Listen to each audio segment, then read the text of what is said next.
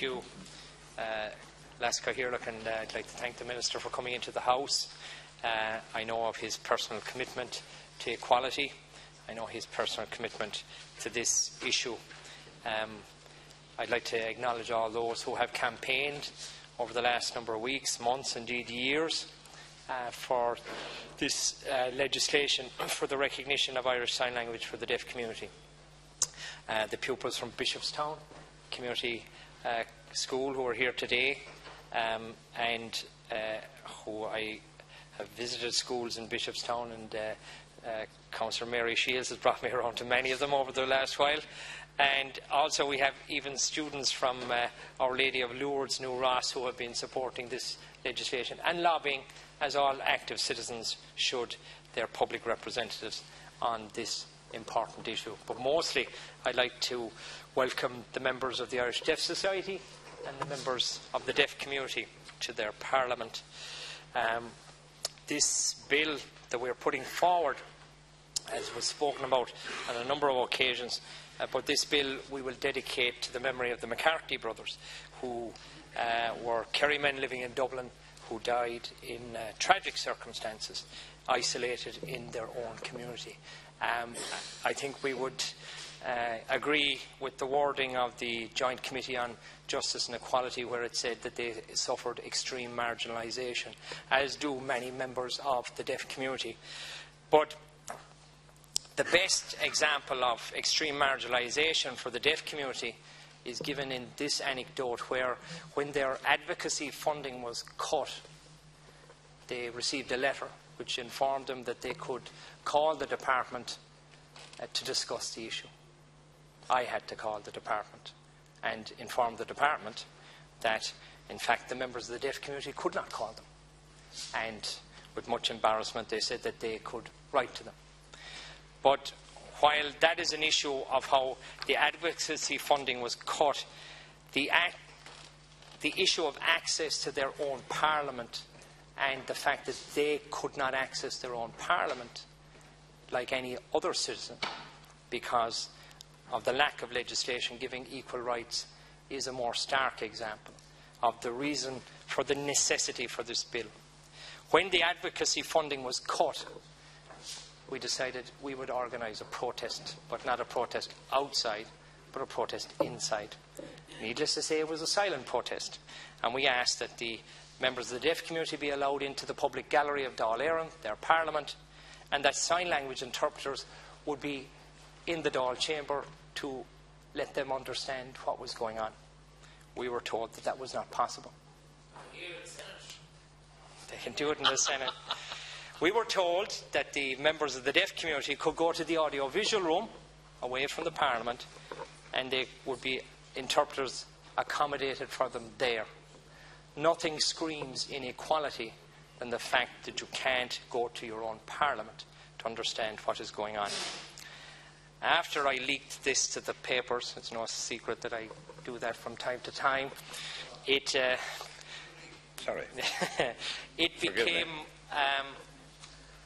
a bit of an issue of concern for the previous Parliament, not this Parliament, the previous Dáil, and the head of communications asked to meet with me in light of the bad publicity brought upon their Parliament because we had highlighted inequality. And the Director of Communications... Senator, you cannot refer to... there's been so many of them, Paul, you wouldn't know which one it is. No, but I'll tell you... So the thing is... that person is identifiable. No, it's not. There's so many of them. They are, you know. Well, I don't want them naming people or naming people. I'm going to highlight the issue that what happened was the meeting which I was requested to attend with members of the Irish Deaf Society, with officials, one of whom is in charge of communications, was held, and when I was being lectured to for 5 minutes, I eventually said, the person is not here to defend themselves. Point out that so don't be unfair now. What was actually going on was a sign of inequality, because I asked them where was their interpreter, because they had asked for a meeting with members of the deaf community on an issue that was important to them, and yet they had not brought an interpreter to a meeting in the Parliament for citizens who are deaf. That's a very fair point. And you may well think so, Senator. I'm in the chair.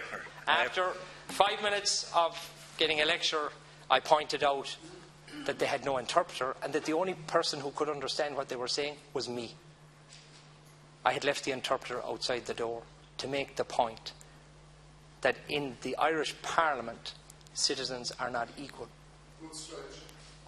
And the interpreters were provided for the Dáil chamber. 200 members of the deaf community came in, and as a result, and I will praise the opposition when they need praise, but Senator, you will be happy to hear that Joan Burton came out of the chamber and assured them that their advocacy funding would be reinstated, as it should be, because nobody needs advocates more than those who cannot communicate with Parliament.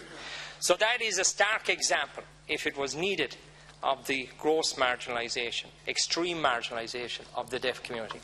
And the necessity for this bill is not only required for this Parliament to understand why we need to treat all citizens of the nation equally, but also it is a life and death issue.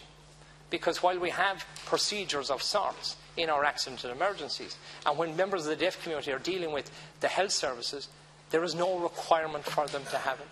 And with funding issues causing pressure all across the health service, we need protocols, but we also need legislation underpinning those that require accident and emergencies and other government departments, local authorities, and most especially, and again I will praise Minister Joan Burton when she was in social welfare, she actually put in place a system whereby interpreters would be made available for people who are in the deaf community, because most of them, because of their circumstances, require social welfare. But how do you access social welfare if you don't know your rights?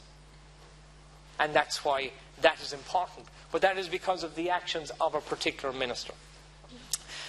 The minister would also be aware that we are breaching international law.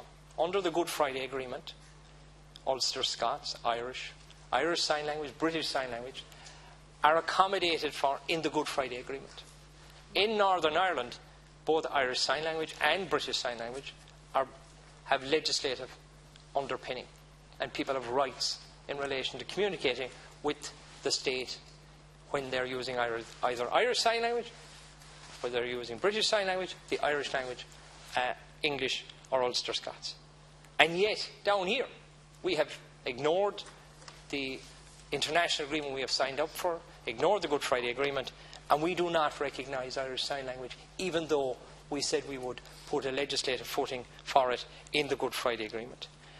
But when it comes to communications with all government departments, modern technology allows it now to happen without interpreters having to be in the room. There are already systems and services in place that allow online interpretation.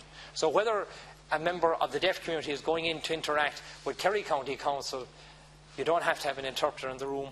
They can be in Dublin, and the official in the council can communicate with the member of the deaf community, and it can be done effectively, it can be done efficiently.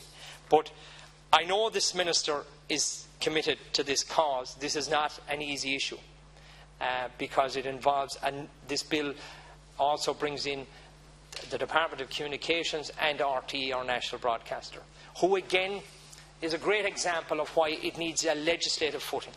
There are guidelines that there should be sign language interpretation on the national broadcaster. There are guidelines that there should be captions for programming. And the government, while putting in place the guidelines, there are no obligations to do so. There's no consequences for not doing it. And therefore, unfortunately, RTE, our state broadcaster, who receives hundreds of millions in taxpayers' money, doesn't even meet those guidelines for the most marginalised in our community. The most watched programme by the deaf community and the most watched soap opera by the deaf community is in Coronation Street,